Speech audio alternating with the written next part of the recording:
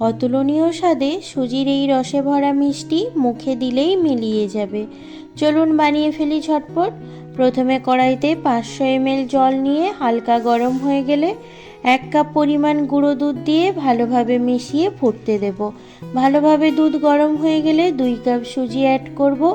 লাগাতার নাড়তে থাকতে হবে, না হলে সুজি ডলা পাকিয়ে যেতে পারে। ও হ্যাঁ, পরিমাণ মতো লবণও অ্যাড করে নেব এই পর্যায়ে।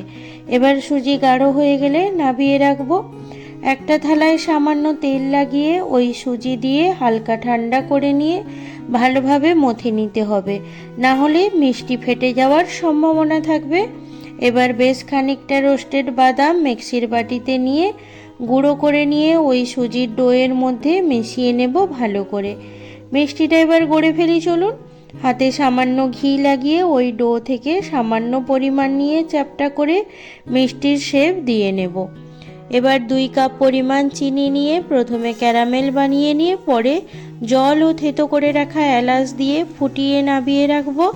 কড়াইতে বেশ খানিকটা তেল গরম হতে দেব। তেল গরম হয়ে গেলে মিষ্টিগুলো দিয়ে মিডিয়াম টু হাই হিটে ভেজে নিলেই রেডি হয়ে যাবে।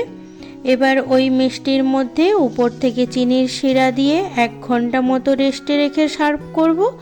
ভালো লাগলে চ্যানেলটা সাবস্ক্রাইব করে লাইক, শেয়ার, কমেন্ট করে যাবেন। আপনার একটা লাইক আমার জন্য খুবই গুরুত্বপূর্ণ।